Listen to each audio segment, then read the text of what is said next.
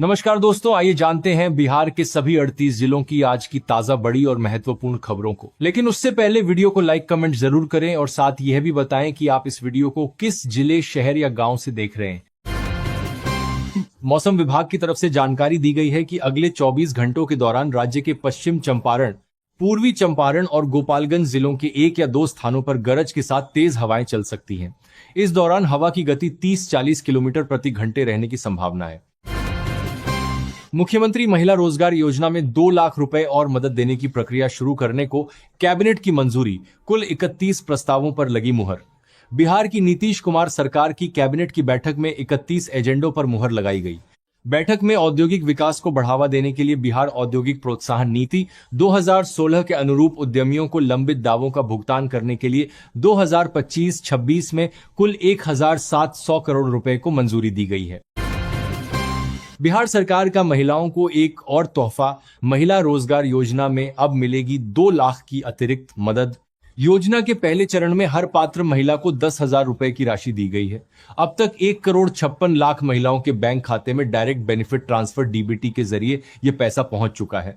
बचे हुए ग्रामीण और शहरी क्षेत्र की बैंक खाते में डायरेक्ट पात्र महिला की राशि दी गई है। महिलाओं को भी जल्द ही उनके खाते में यह रकम भेज दी जाएगी। अब घर बैठे मिलेगा पाइपलाइन गैस कनेक्शन। यह सुविधा देने वाला दरभंगा बना। बिहार का पहला जिला भारत पेट्रोलियम कॉर्पोरेशन लिमिटेड ने दरभंगा में पीएनजी कनेक्शन के लिए ऑनलाइन पंजीकरण सुविधा शुरू की है। इसके साथ ही दरभंगा बिहार का पहला जिला बन गया है जहां पाइपलाइन गैस के लिए ऑनलाइन आवेदन किया जा सकता है। रील और अश्लील वीडियो देखने वाले सरकारी कर्मचारी हो जाएं सावधान। बिहार सरकार ले लिया बड़ा फैसला। बिहार सरकार ने सरकारी कर्मचारियों के सोशल मीडिया इस्तेमाल को लेकर सेवा नियमावली में व्यापक संशोधन किया है। कैबिनेट ने बिहार सरकार सेवक आचार संशोधन नियमावली 2026 को मंजूरी दी है। नए नियमों के तहत social media account, post, video, राय और गोपनीय जानकारी साझा करने पर सख्त नियंत्रण रहेगा। कब मिलेगी मुख्यमंत्री महिला रोजगार योजना की अगली किस्त? सीएम नीतीश ने किया ऐलान। बिहार सरकार मुख्यमंत्री महिला रोजगार योजना की अगली किस्त जल्द देने जा रही है। इसका ऐलान मुख्यमंत्री नीतीश कुमार ने किया। सीएम नीतीश ने सोशल मीडिया प्लेटफॉर्म एक्स पर लिखा कि पहली किस्त के तौर पर 10,000 रुपए हासिल करने वाली महिलाओं को उनके काम के आधार पर अगली किस्त दी जाएगी। बिहार के सरकारी अस्पतालों में दलालों की अब नो एंट्री। मरीजों को निजी नर्सिंग होम भेजने वालों की खैर नहीं। सरकारी अस्पतालों में अवैध निजी गतिविधियों पर रोक लगाने के लिए बिहार सरकार ने सख्त कदम उठाए हैं। स्वास्थ्य सचिव लोकेश कुमार सिंह ने जिलाधिकारियों को पत्र लिखकर बताया कि मरीजों को निजी संस्थानों में भेजने की शिकायतें मिल रही थीं। दोषी पाए जाने वाले निजी व्यक्तियों पर कानूनी और सरकारी कर्मियों पर विभागीय कार्रवाई होगी, जिससे जन कल्याणकारी योजनाओं में सेंधमारी रुकेगी। बिहार सरकार का बड़ा फैसला, अब इनको सड़क पर मिलेगी पहली प्राथमिकता। परिवहन विभाग ने मांगी रिपोर्ट। बिहार सरकार ने बड़ा फैसला लेते हुए सभी जिलों के डीटीओ से रिपोर्ट मांगी है। रिपोर्ट के आधार पर सरकार अहम कदम उठाने वाली है। इससे सड़क पर पैदल चलने वाले को पहली प्राथमिकता मिलेगी। बिहार ईआरएसएस और राज्य पुलिस डाटा सेंटर भवन निर्माण को मिली स्वीकृति। बिहार सरकार पुलिस विभाग को अत्याधुनिक बनाने के लिए लगातार प्रयासरत है। इस बीच सरकार ने 172 करोड़ रुपए की लागत से ईआरएसएस और राज्य पुलिस डाटा सेंटर भवन निर्माण को स्वीकृति प्रदान की है। माना जा रहा है कि आधुनिक भवनों से पुलिस एवं आपातकालीन सेवाओं को मजबूती मिलेगी। बिहार में कोचिंग संस्थानों पर नकेल कसने की तैयारी, जल्द लागू होगी नई नीति। सरकार की मंजूरी का इंतजार। बिहार सरकार ने नई कोचिंग नीति तैयार कर ली है। इसके तहत सरकारी शिक्षक को कोचिंग में पढ़ाने से रोका जाएगा और कोचिंग संस्थानों के पंजीकरण और शुल्क की कड़ी निगरानी होगी। बिहार में पंच सरपंच भी डाल सकेंगे एमएलसी चुनाव में वोट। मोदी सरकार ने दूर किया भ्रम। बिहार में पंचायतों के मुखिया, पंच सरपंच भी अब विधान परिषद एमएलसी चुनाव में वोट डाल सकेंगे।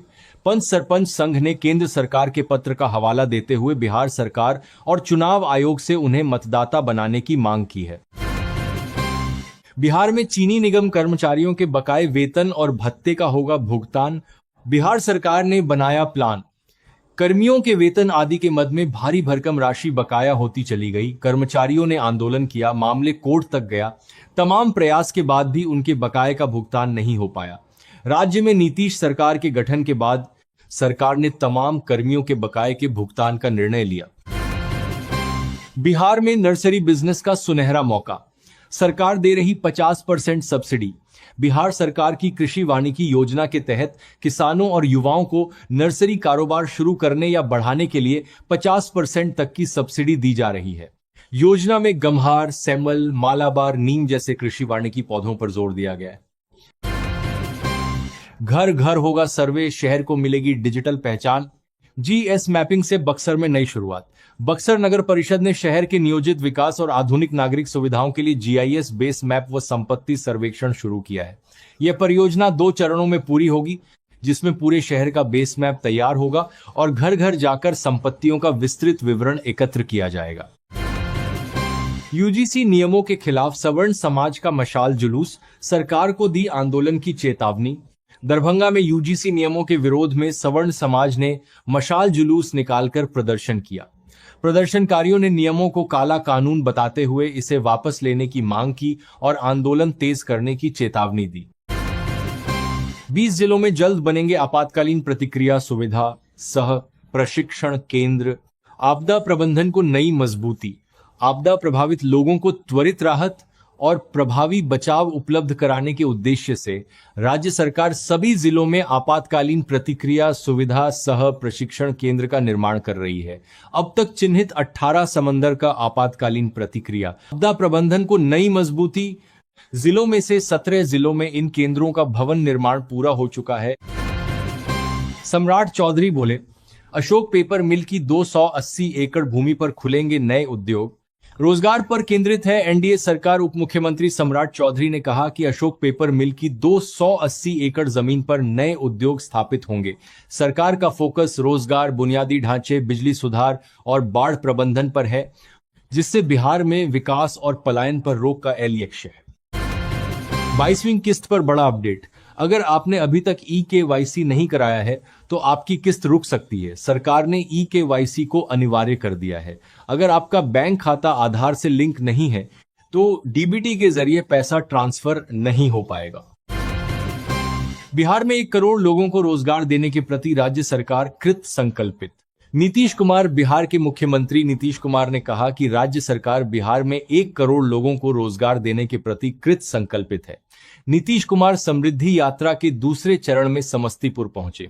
इस अवसर पर करीब 827 करोड़ रुपए की 188 विभिन्न विकास योजनाओं का शिलान्यास एवं उद्घाटन किया। छापामारी के दौरान उत्पाद विभाग की टीम पर पथराव, 6 पुलिसकर्मी घायल। ये 24 घंटे में दूसरा हमला। जहानाबाद में 24 घंटे के भीतर पुलिस टीम पर दूसरा हमला हुआ। घोसी थाना क्षेत्र में शराब छापामारी के दौरान पथराव में 6 पुलिसकर्मी घायल हो गए। इससे पहले गुलाबगंज बाजार में भी पुलिस पर हमला हुआ था, जिससे कानून व्यवस्था पर सवाल उठे। बिहार में मतदाता सूची के विशेष गहन पुनरीक्षण पर एससी ने सुरक्षित रखा फैसला। सर प्रक्रिया को लेकर क्या कहा? सुप्रीम कोर्ट ने बिहार में मतदाता सूची के विशेष गहन पुनरीक्षण के खिलाफ दायर याचिकाओं पर फैसला सुरक्षित रखा। अदालत ने याचिकाकर्ताओं और निर्वाचन आयोग की दलीलें सुनी। आयोग ने सर प्रक्रिया को संविधान सम्मत बताया है। नीतीश कैबिनेट का फैसला। SC/ST के लिए प्री मैट्रिक छात्रवृत्ति दर दोगुनी हुई। नीतीश कैबिनेट ने 31 प्रस्तावों को मंजूरी दी, जिसमें अनुसूचित जाति एवं जनजाति के लिए प्री मैट्रिक छात्रवृत्ति दोगुनी करना प्रमुख है। अब कक्षा 1 से 10 तक के छात्रों को 1200 से बढ़ाकर 3600 रुपए साल मिलेंगे, जबकि छात्रावासियों को 6000 रुपए मिलेंगे। महंगाई को देखते हुए यह संशोधन किया गया है, जिससे लगभग 27 लाख छात्र लाभान्वित होंगे। पिछड़ा वर्ग छात्रावास अनुदान भी 1000 से बढ़ाकर 2000 रुपए किया गया है। पटना में 172 करोड़ से बनेगा डायल 112 और पुलिस डाटा सेंटर का भवन, सरकार ने दी मंजूरी। पटना के राजीव नगर में बिहार पुलिस का नया अत्याधुनिक भवन बनेगा, जिसमें डायल 112 और राज्य पुलिस डाटा सेंटर होगा। ये 7 मंजिला भवन होगा। ये पुलिसकर्मियों को बेहतर कार्य वातावरण देगा और कानून व्यवस्था व आपातकालीन सेवाओं को मजबूत करेगा। दरभंगा से विदेश उड़ान का सपना होगा साकार। नए टर्मिनल के साथ तेजी से बढ़ा एयरपोर्ट का कद। दरभंगा एयरपोर्ट पर अंतर्राष्ट्रीय उड़ानें शुरू करने की दिशा में तेजी से काम चल रहा है। नए टर्मिनल भवन का निर्माण 50% पूरा हो चुका है, जिससे मिथिलांचल वासियों में उम्मीद जगी है। मार्च तक रनवे पर लाइटिंग का काम पूरा होने के बाद रात्रि उड़ानें भी शुरू हो जाएंगी। क्यों हो रही महाराष्ट्र के नेताओं की मौत? अजित पवार की मौत पर पप्पू यादव ने की सीबीआई जांच की मांग। महाराष्ट्र के डिप्टी सीएम अजित पवार की प्लेन क्रैश में मौत को लेकर बिहार के पूर्णिया से सांसद पप्पू यादव ने सवाल खड़े किए हैं। उन्होंने ममता बनर्जी के बयान का समर्थन करते हुए निष्पक्ष जांच की मांग की। बिहार में जमीन विवादों में पुलिस हस्तक्षेप पर रोक। डिप्टी सीएम बोले 1 फरवरी से अब नहीं चलेगी मनमानी।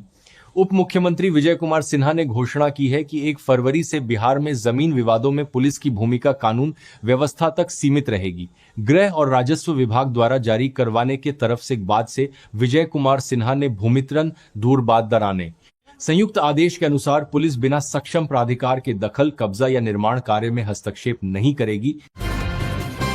इंटरमीडिएट परीक्षा 2026 एडमिट कार्ड व फोटो पहचान पत्र के बिना परीक्षार्थियों को एंट्री नहीं। मुजफ्फरपुर में 2 से 13 फरवरी तक होने वाली इंटरमीडिएट परीक्षा के लिए सख्त नियम लागू किए गए हैं।